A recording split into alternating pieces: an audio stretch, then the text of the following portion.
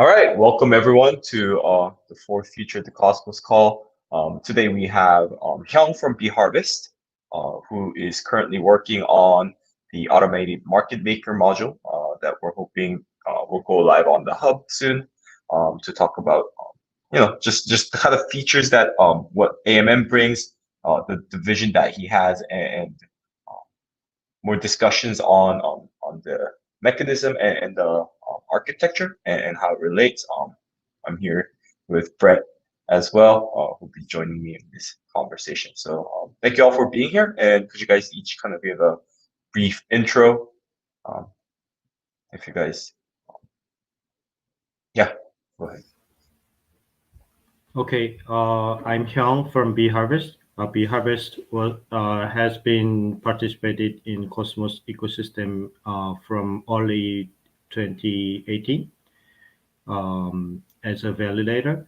So we accumulated the technology from Tendermint and Cosmos SDK for more than 2 years. So we are now quite having a confident technology base. And I myself, I has been working in financial industry for 10 years, arbitrage trading, market making, algorithm trading. So we have enough experience and knowledge about financial products and derivatives and exchange trading. So we now started to build AMM liquidity module for the Cosmos Hub. So I'm quite grateful to have this chance to contribute our knowledge and experience to the Cosmos ecosystem. Thanks, Young. Hey everyone, this is Brent. I work with Dojmos at the Tendermint team. And right now I'm leading partnerships in our ecosystem as we're pursuing different projects throughout the Cosmos space. My background is I started off at Consensus back in 2016. Saw a lot of growth in the Ethereum ecosystem, pretty much at the beginning where Ethereum was first starting to gain popularity throughout the blockchain space.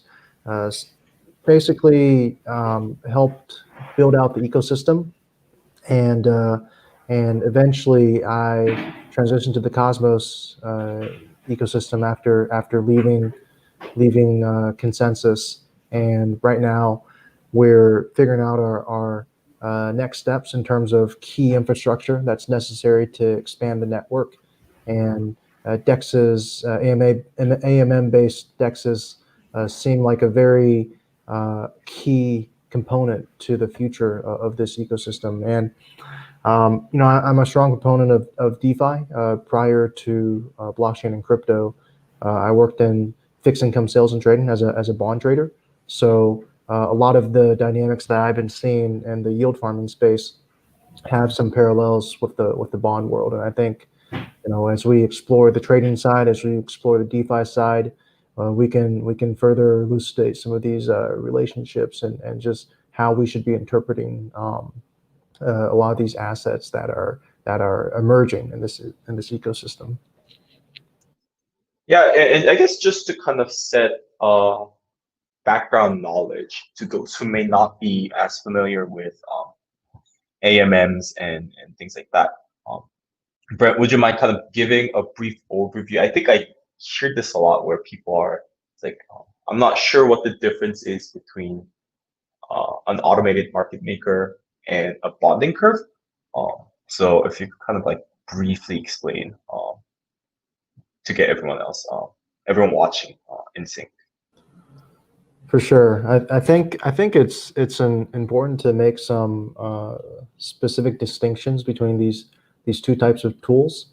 Bonding curves were introduced back in 2017 as a crypto economic primitive, primarily based around curation markets. So the two really popular tools were the token curated registry, so a curation tool, and then bonding curves, which were a tool to signal curation of something. And so the key distinguishing feature of a bonding curve is that they have an algorithmically determined price that increases based on the supply. So this can be facilitated via linear, exponential, logarithmic equation. But the key to bonding curves is that you're able to mint a token from the curve based on a predetermined formula that as the supply of tokens increases, the price algorithmically increases as well. And we've seen this mechanism in certain platforms like Bancor that have employed this particular tool in their token issuances. We've also seen this implemented in platforms like Nexus Mutual. I'd say a key distinguishing difference between bonding curves and automatic market makers is that automatic market makers are designed as a trading platform, where bonding curves are more based on a speculative tool, and they're very often confused with each other. With AMMs, you essentially maintain a constant function between the supply of two different crypto tokens. In the case of in the case of AMMs like Uniswap and Curve, and this relationship is either constant function, constant product, constant average. These relationships are maintained in a way to create a conducive trading ecosystem between the two pairs, where the relationship is kept constant, and arbitrageurs are able to participate and rebalance the system back to the original constant function. So two similar tools, but I think it's important to make the distinctions between the two. Yeah, and thanks for that kind of background knowledge here. I guess, Hyung, I always kind of wanted to ask you, because I think you come from more of a traditional finance background, and obviously I think the only mechanism that works out in the that's being used in the traditional finance market is more of the limit order mechanism. So you set a price, and and someone either takes it or they don't. Obviously, I think crypto kind of started out in that direction initially, and we're seeing actually surprisingly this more automated market maker type of swaps and dexes with significant volume. So could you kind of give your personal take on the two things, kind of like a comparison of the two, and your take on what the AMM role is in the crypto market? Yeah.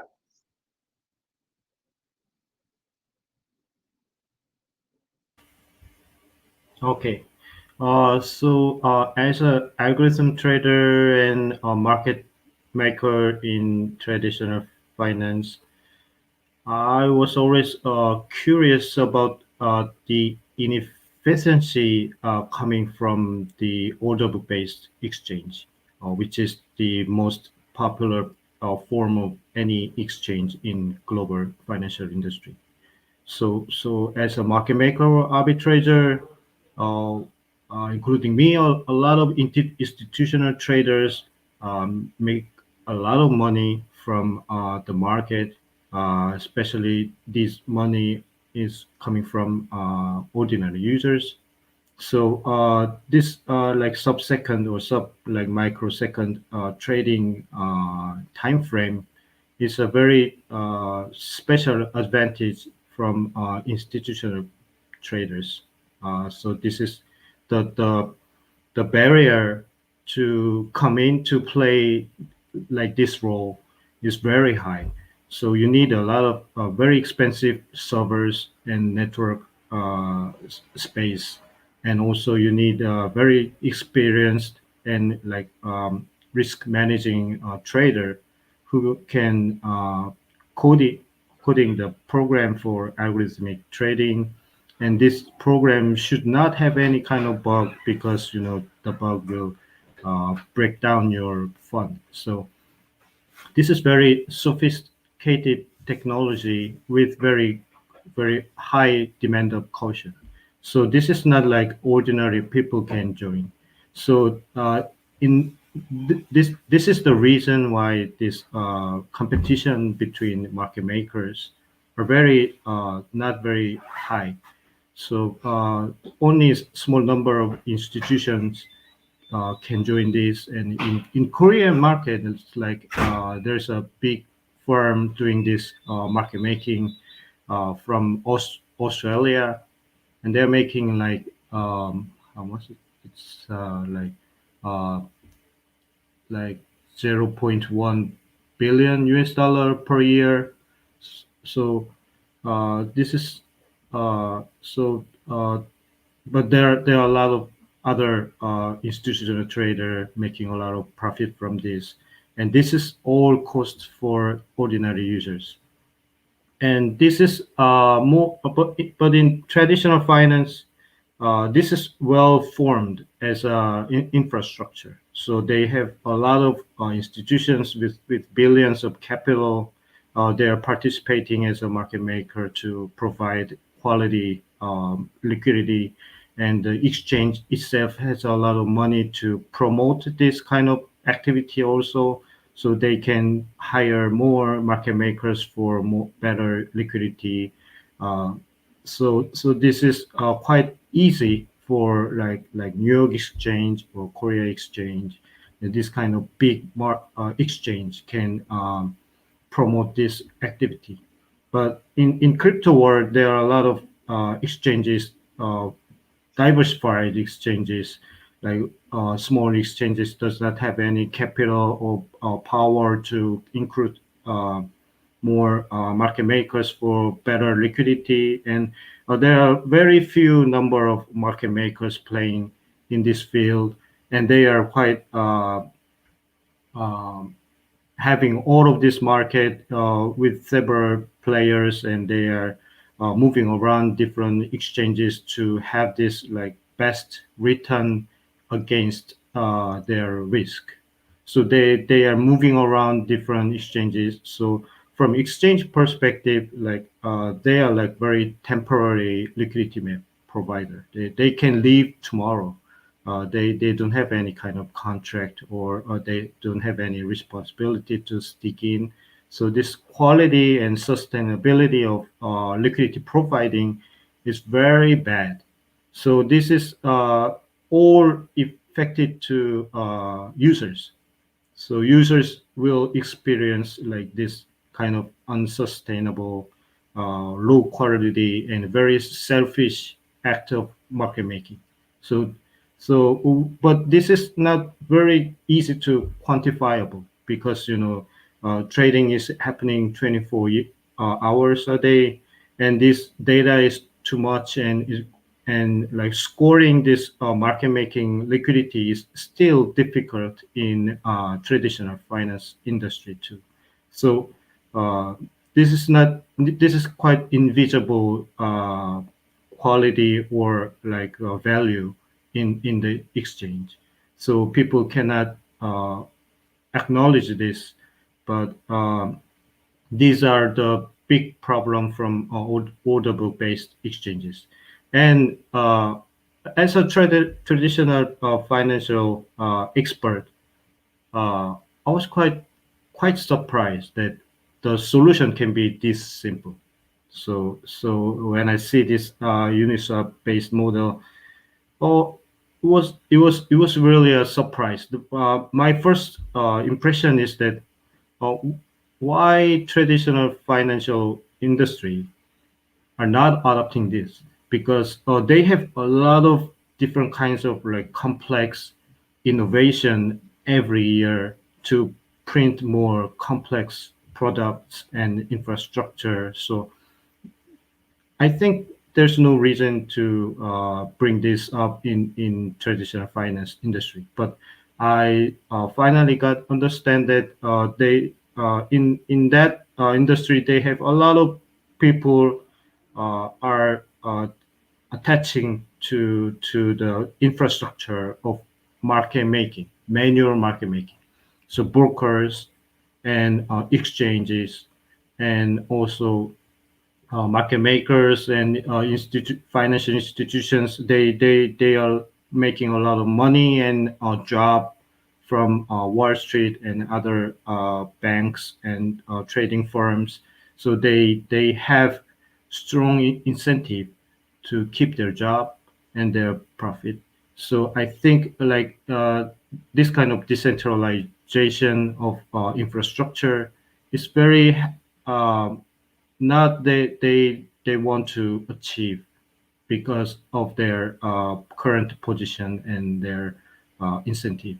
So now I understand that why they didn't adopt this, and I think as an alternative exchange model, I think this model will slowly coming into traditional financial industry because like in US they have a better open law that anyone can create exchange for anything. So I think this innovation will expand in future. So yeah, this was my impression that why this is important and why it is needed, especially in decentralized infrastructure.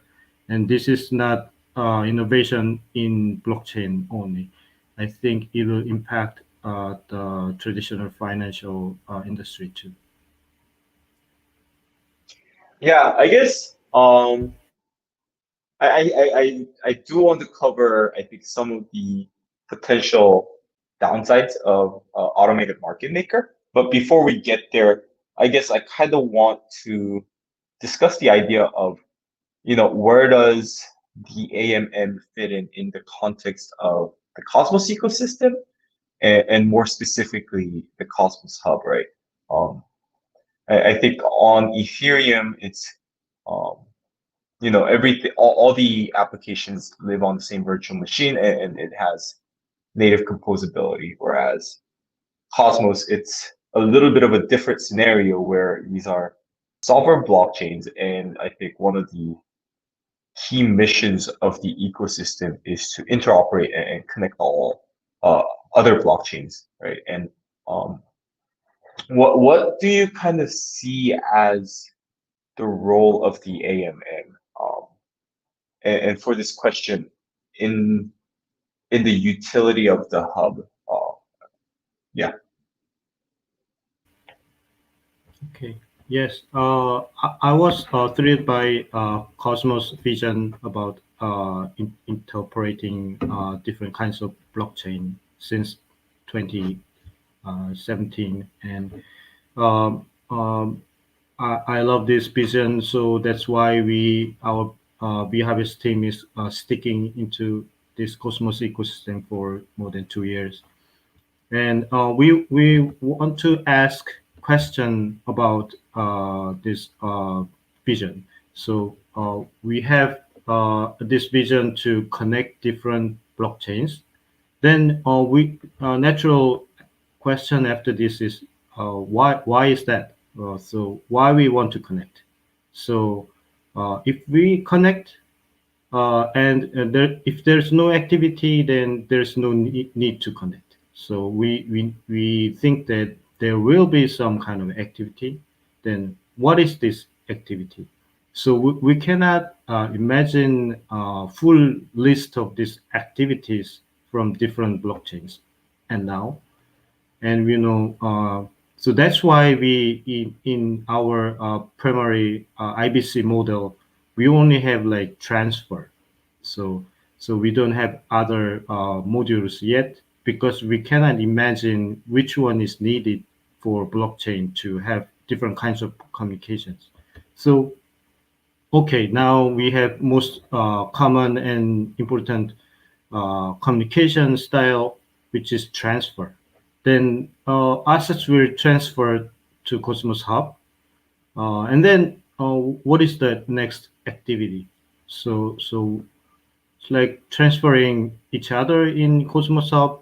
This is not fun because this is already possible in other blockchain too. So um, I think in this blockchain world we have a lot of utilities coming in, but we see that liquidity, the AMM and trading activity is the most uh, and also like DeFi, other products are the most popular activity among tokens.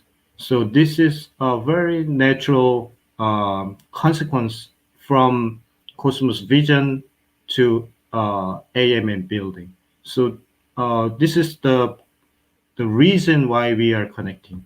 So we are making the reason for this. So I think this is very natural result and conclusion. Um, so that's why I am very confident that that this should be on the hub, on the Cosmos hub, because we need to bring this most core utility and activities happening on the Cosmos Hub. So that's why we kicked off this project with Tendermint. Yeah, I guess something that I personally see different from the Ethereum space is I think the number of assets that exist on within the Cosmos ecosystem. And I guess I don't have a clear answer to this either. I think partially, some reason for the success of like AMM, like of Uniswap on Ethereum, I think was the assets, the ERC20s that existed on Ethereum. And um, I guess I'm kind of curious if you think, like, are do we have enough variety of assets where, uh, AMM makes sense and it provides enough utilities, or do you kind of see a path where we may need to kind of bootstrap new types of assets in a more simplified manner moving forward, um, rather than just relying on simply like staking tokens that exist on zones that are built out of the Cosmos SDK? Yeah, I can give some thoughts there, because uh, it is true that the reason that there's so much network activity on the Ethereum blockchain is the fact that it was so easy to uh, issue these new ERC20 tokens, and it just created a vibrant ecosystem of interactions between different crypto assets. Um, uh, Cosmos is in many ways configured differently. So I view Ethereum as aiming to be a base layer protocol upon which other crypto assets are able to utilize to facilitate transactions across that particular blockchain.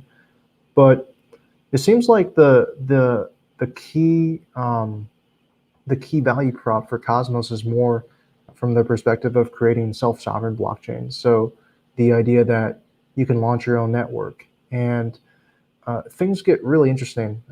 We talk about updates with IBC, and usability is just around the corner. When it comes to protocol like IBC, I think it's what ties everything together and makes an ecosystem of various self-sovereign blockchains truly makes sense. And I looked at it from many angles. I think uh, IBC is definitely a key protocol for ensuring that there's more different assets that exist in Cosmos. I've also spent some time looking at proposal number 4, a proposal that was designed to allow various tokens to be issued on the Cosmos Hub. I think all of these mechanisms would eventually point towards an ecosystem where there are as many crypto assets in Cosmos as we can see in Ethereum. It just we have a few protocol dependencies that are quickly coming into play, and basically we're setting the stage to make sure that there can be a similar level of network activity, especially considering that I view Cosmos more as I like to use the framework that's more like a layer 0 protocol. It's not necessarily trying to be layer 1, but rather it's a protocol that is designed to exist between different blockchain systems and allow an interaction between one chain and another. And I think, we embody that vision. We embody, that particular vision for the Internet of Blockchains via protocols like IBC and just all the resources that we're putting into building it. That's my general thoughts on the various different crypto assets in the Cosmos space.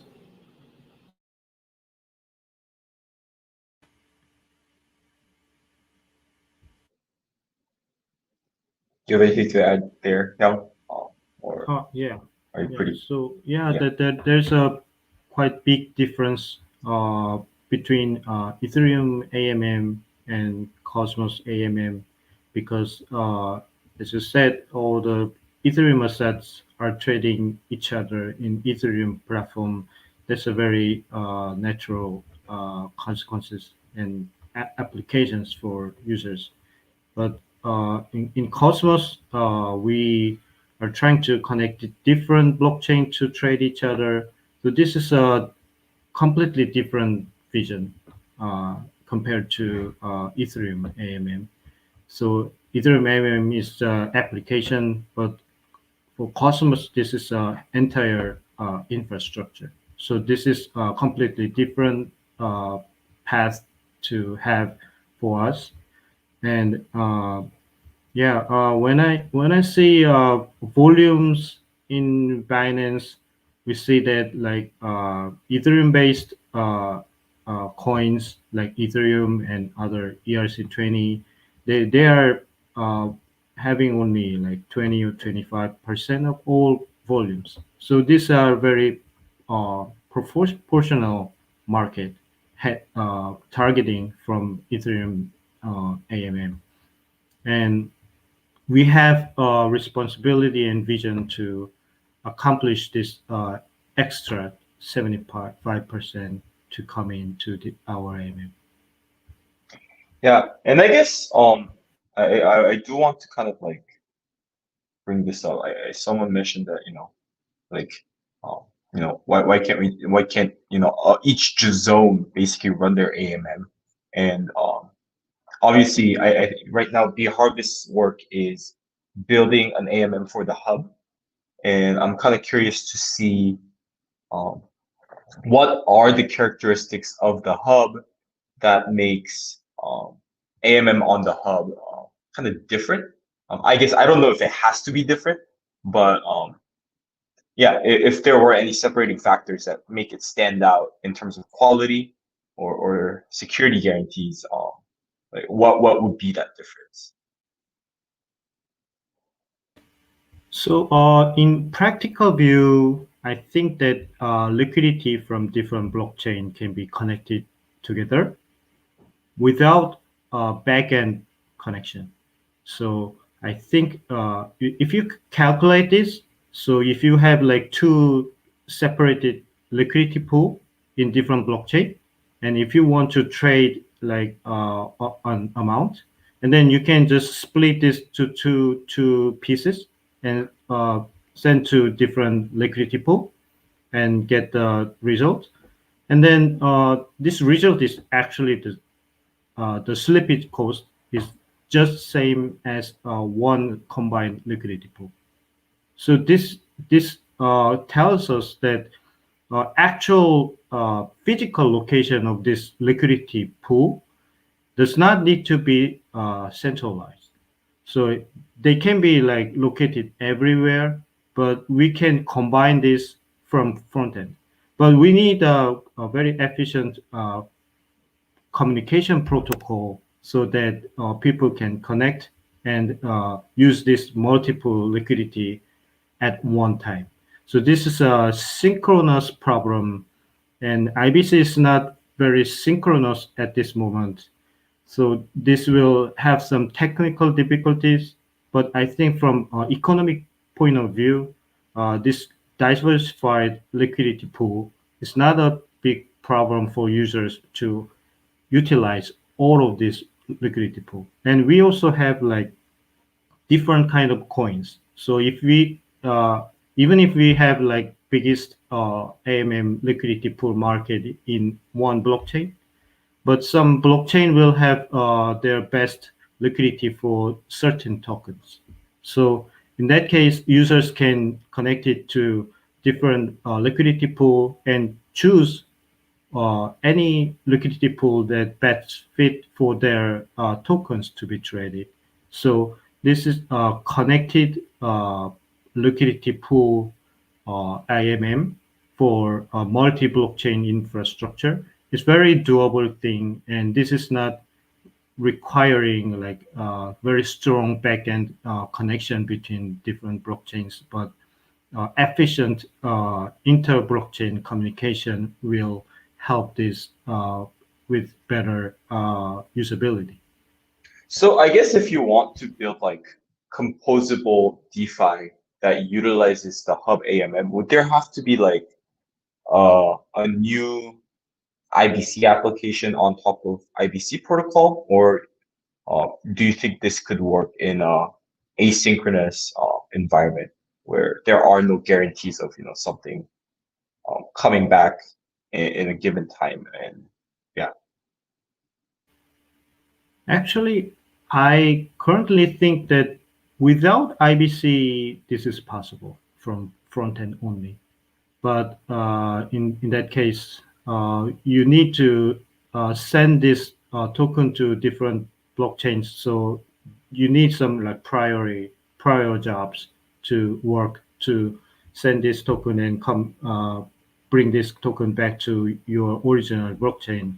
But if there's a simple transfer IBC protocol there, then this is actually practically possible, but they users need to have patience to wait for all the IBC and trading transactions to be completed between among different multiple blockchains. So this is kind of like still I think it's like less than 1 minute job in Cosmos SDK based blockchain connections. So yeah, this is quite doable, I think. Hmm. That's interesting. I guess I should kind of think more on that. And I guess I'm. Let me share this tweet in the comments. Um, but like Hayden Adams from Uniswap essentially kind of talks about the criticisms from that he received when he was first building Uniswap about it's like this would never work because um, there's so many issues with AMMs that exist that it's just fundamentally you can't overcome. And I think the three that he mentions is capital efficiency, slippage, and flexibility. Um, and I guess like when the question that I have is I guess like when you have multiple pools and you're connecting these pools only from the front end, um, wouldn't it essentially have higher slippage per each pool rather than having all of these pooling liquidity into one single pool? And how do we kind of solve that moving forward? So they have two kinds of fee from AMM users. So one is gas fee, and the other is trading swap fee. And gas fee will be definitely additional one. So if you have like multiple transaction for one swap, then you will have to pay more gas. But for swap commission, it is linearly correlated to amount you are trading. And if you split this amount to different swaps, then your commission will be also like proportional. So all the swap fee will be combined swap fee will be same as one swap through one AMM liquidity pool.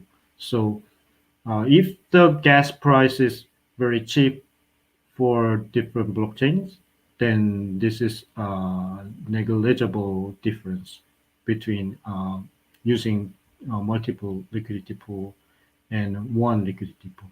But I think in usability and like connectivity, or maybe we will if we want to use this kind of like multi exchange or trading platform, then I think there will be more innovation from this.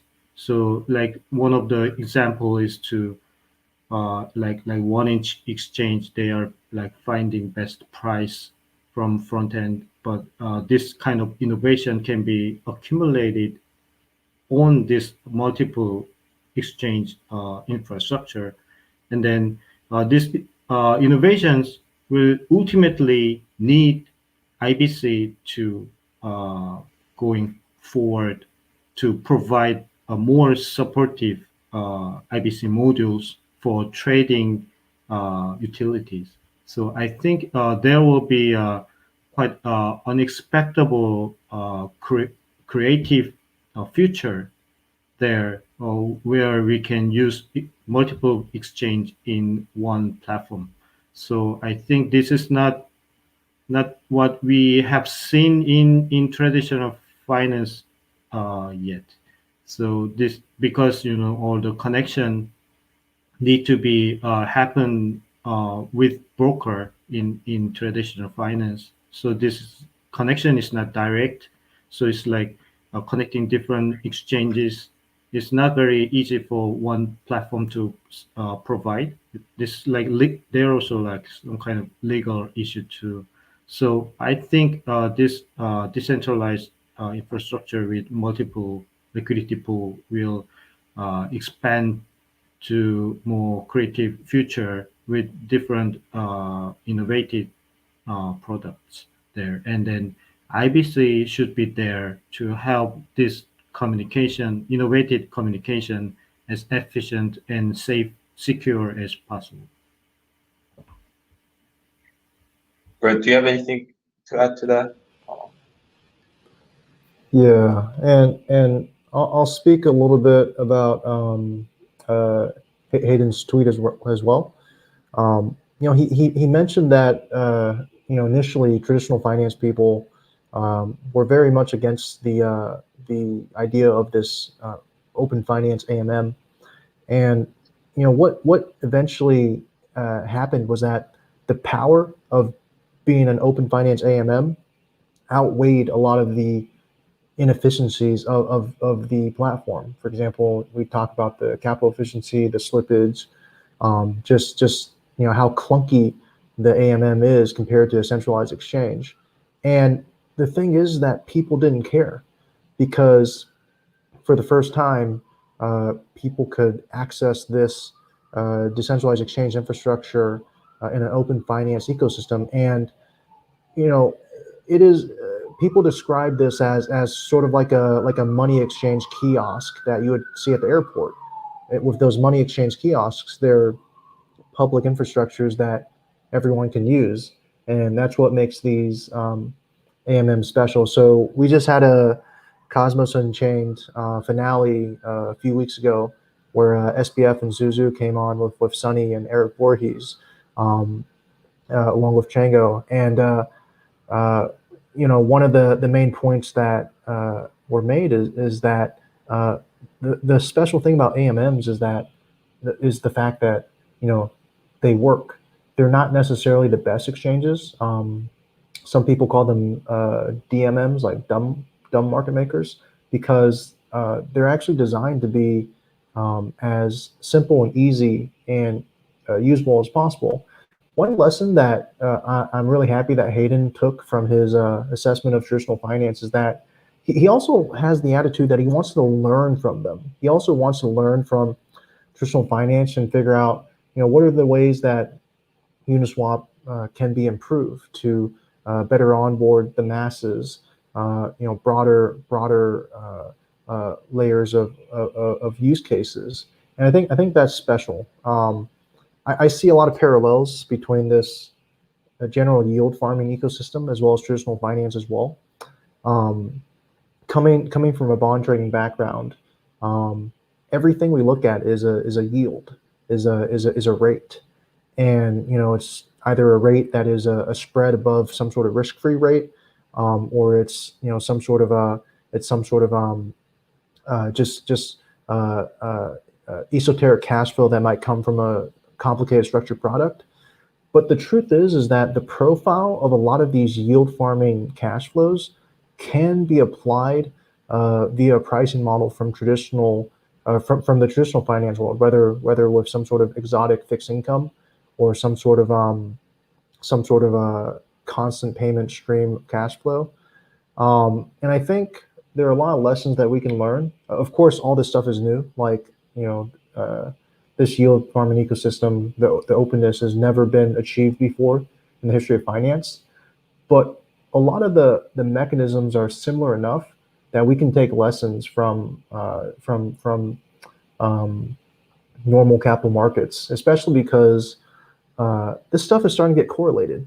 Like we saw with Black Thursday around March of this year, that all of a sudden crypto markets and equity markets were all of a sudden, immediately correlated based on the pandemic fears. And just going forward, we see certain additional correlations with U.S. stimulus and how that affected both equity markets as well as crypto markets. Right now, crypto, could potentially be lagging behind traditional economic indicators, but they are starting to be correlated. And I think based on that dynamic, we should put more and more respect onto the traditional capital markets as a benchmark for how the DeFi space can evolve and innovate. Yeah, and actually, I think this is a pretty good segue into I because I do want to cover this. I think, and something that I think I want to mention from that tweet was, um, mentions capital inefficiency, slippage, and flexibility. And I think, like in terms of flexibility, we're seeing things like um, balancer, where there are more parameters that people can adjust, and there are improvements in that area. Um, Slippage, I think, um, curve just uses a different type of curve that's more suited for, um, stablecoin trading and things like that. I think capital efficiency is the part that gets pretty tricky. I don't think, at this time there's any way you can solve the issue that you need funds locked up for slippage to be low. But I know that, Kyung is working on somewhat of an alternate mechanism where there's a mechanism of self swap and swaps through the liquidity pool. So could you kind of briefly explain um, what that is and how that helps kind of liquidity and capital efficiency in what would be kind of the later iteration of the Hub AMM that you see? So I think I want to start from the related comment from the Twitter. So I think there are three directions to innovate for AMM. So one direction is innovate itself. So this is kind of what you say about like balance or curve finance expanding the model of AMM to different use case, and like more having freedom from the model. So this is innovate AMM itself is one direction. Another direction is related to this uh, mm, tweet from Hayden Adams. This is combining traditional finance models. So like there are a lot of model in the world, and not any model is uniquely used in the world. And a lot of models can be combined together to have better usability. So I think that which is better kind of discussion is not very practical, and they have like all model have advantages and disadvantages. So we want to just take all the advantages from different models. So combining traditional finance technology is another innovating direction. And I think especially I think expanding this AMM model to different domain is quite interesting approach too. So maybe we can use AMM for game or other like trading like NFT tokens, or like non-trading utilities, which I can not imagine as now, but I think this is very general utility for different decentralized utilities. So I think we will see very interesting applications coming in, which utilize this AMM feature inside their applications. Yeah, I wanted to touch upon something further on what Young mentioned. Um, yeah, we're seeing kind of this AMM competition emerging. We see ecosystem, or we see projects that are modifying the AMM formulas, basically playing around with the constant functions. We see the Uniswap competitors out there, like Mooniswap. We see projects like Dodo, who are figuring out ways of reducing impermanent loss. We also see different projects. Even so, there's a Twitter discussion regarding Thorchain, making a claim that they're able to eliminate all impermanent loss from their AMM, and I think something I really wanted to highlight on this AMM DEX competition is that there's just a general general framework. If every AMM has trade-offs. For example, if you earn more fees, who's paying for the fees? It could mean less volume. Less volume is willing to exist in the AMM. If there's no impermanent loss, that's hard to validate, because who's taking the price risk? How are liquidity providers exposed to price changes? If there's less slippage, then that means higher impermanent loss. And if there's more exposure to one asset, that generally means less capital efficiency in the system. So every AMM DEX out there is in many ways just tweaking their formula and figuring out what is the optimal parameters that should be implemented in order to get the optimum amount of liquidity and volume on the DEX. And this world becomes more interesting when we start looking at the yield farming dynamics. So the popular example was SushiSwap, that vampire mined Uniswap. Based on this liquidity mining incentivization, there was a migration. And if you look at the historical liquidity of SushiSwap, you could see the giant jump when SushiSwap users migrated from Uniswap to SushiSwap. But you could also see, a gradual decline in the volumes on SushiSwap due to the fact that there was less and less yield farming, just by nature of the token dropping dramatically in price.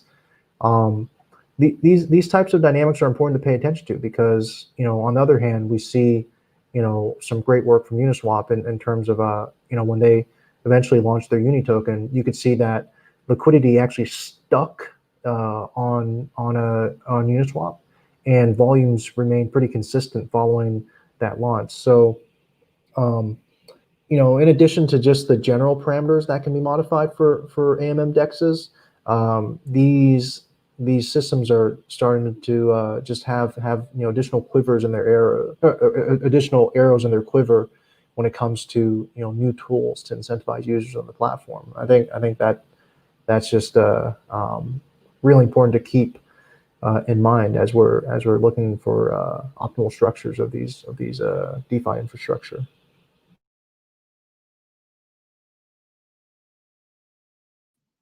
Yeah. That is good insight. I know we don't have a ton of time. Do we want to kind of cover some of the more novel mechanisms that Hyung, that you propose in the liquidity module specs, or do you think that could be kind of covered at a different time? Oh, yeah. I think I couldn't answer your question about combining this limit order and liquidity pool swap together in one AMM. So the reason why I thought about this is that I personally think this AMM innovation is very great, and this is completely creating new utilities and expand the use case of DEX in decentralized infrastructure. But I still think that limit order and order book based model has a great advantage too, for like their freedom to express their orders in different ways, and for especially for market makers. So I think that I thought that these two kind of advantage can be combined together in one AMM, so that they can provide a better liquidity from given capital. So I think that this can be combined together in one AMM. So when I study this AMM structure, I figured out that Uniswap has kind of safety order price such that you can like this is called slippage tolerance, and this it means that you can I want to tolerate slippage up to this point. So this is means that this maximum price is what I can accept as a swap requester, and this is meaning that this price is what I want, but if it is lower, it's good for me because it's cheaper, right? So this is exactly what limit order is doing in order book based exchange. So I thought that even though the market making part is different, as a order requester, order book based exchange and liquidity pool exchange is just same.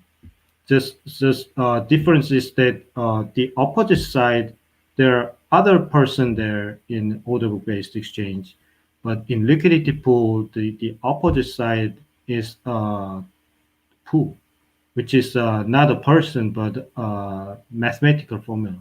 So this is the difference. So I want to just combine this together in one pool, and then we will have two kinds of liquidity coming in from different model.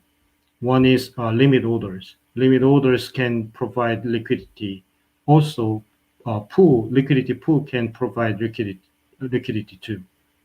then this kind of like balanced liquidity from different model can act as a dynamic supportive feature together, so that we can have better capital efficiency in this model.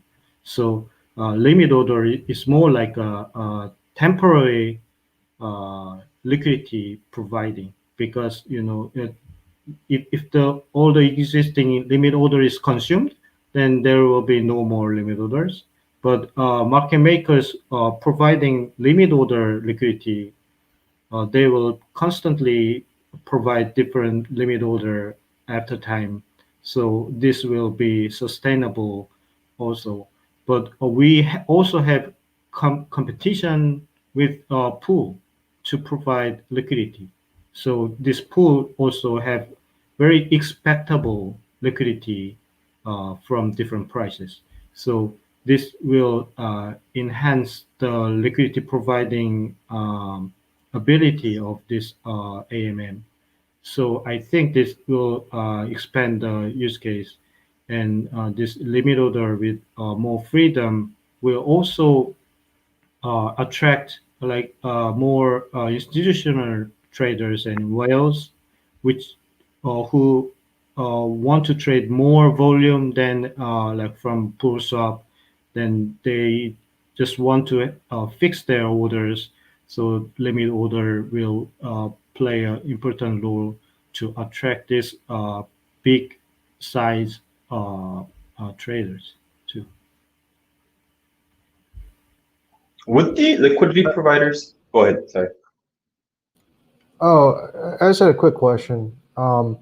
With the limit orders, is batch auction necessary for the limit orders, or can the limit orders can be implemented without batch execution? So batch is to include different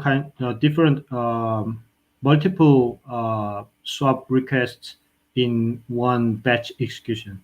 So you know that order book based exchange does not have batch execution.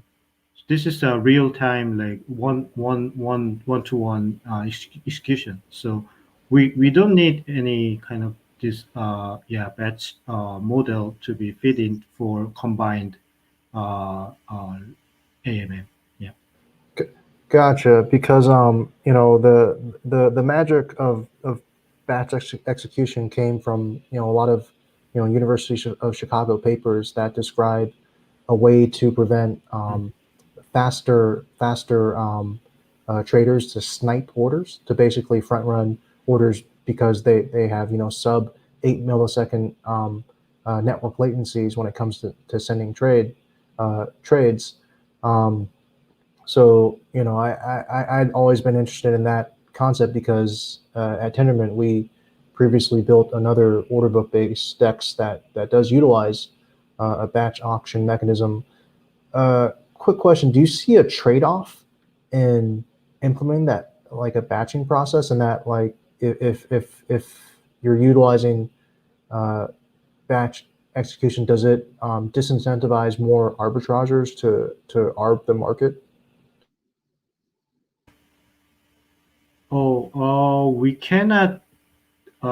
cannot make arbitrators not coming into any platform, because if there's a money, there's a arbitrator.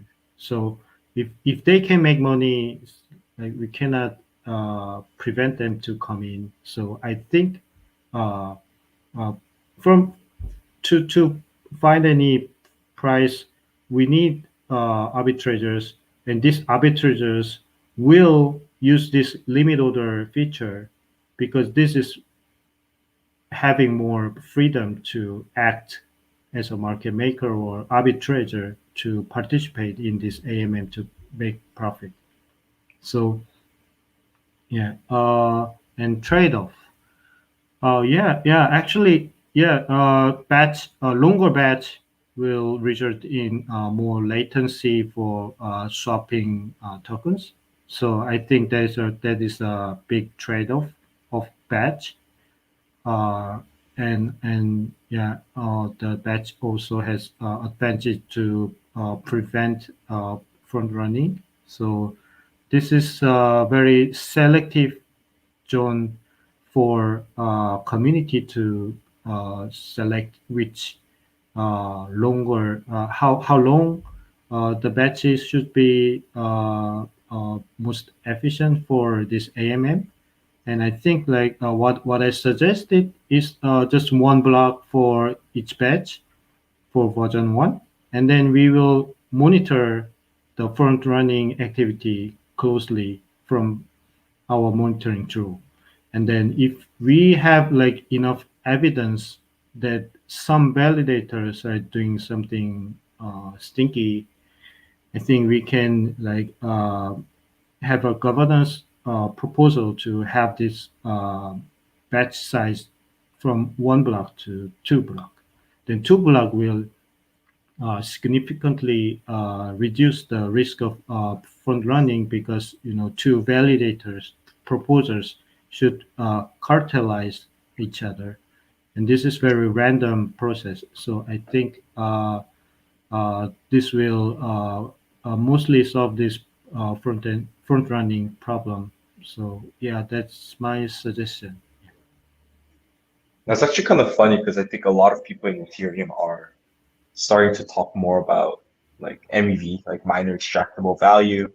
Um, I don't think anyone's really talking about the proof of stake implications of it, where there's 125 potential block proposers. So yeah, I think this is actually pretty interesting that we're talking about yeah, front running prevention mechanisms for more of a proof of stake perspective. While they're talking about mining pools and things like that. So I think yeah, we're mhm. yeah, I think this kind of like consideration about front running and like manipulation of blocks and transactions. So they're not only front running problem, but also there is a censorship problem which is not solved in our DPoS, and this is a long time consideration from for our protocol. And I think AMM can be a great chance for us to think about this manipulation. So I think maybe the protocol itself, like Tendermint, can be evolved so that they can be more resistant from transaction and block manipulation. I think there are a lot of more space to be innovated from protocol level, so that the blocks can not be manipulated easily from one proposal. So I think there should be some kind of like multi uh, validators participating for one block, proposing something like that. I think there's a good space to be innovated, and AMM can be a good chance for us to consider about this. Yeah, yeah, absolutely agree on that. Um, yeah, we're running out of time. Any last comments from you, Brent, or Sean, before we wrap this up? Um, just in general, I'm really excited about innovation on dexes and the Cosmos ecosystem, because uh, after a protocol like IBC is implemented, it sets a lot of foundations for further DeFi tools that can exist. And as a member of the Cosmos ecosystem, and a person who's avidly pushing for DeFi within the Tendermint team, we're just lucky to have groups like bHarvest that are willing to help build these types of tools that can set some solid foundations and platforms upon which other projects can build. And we're just very excited about that. And from you, Sean? Yeah, thank you for inviting me for this call.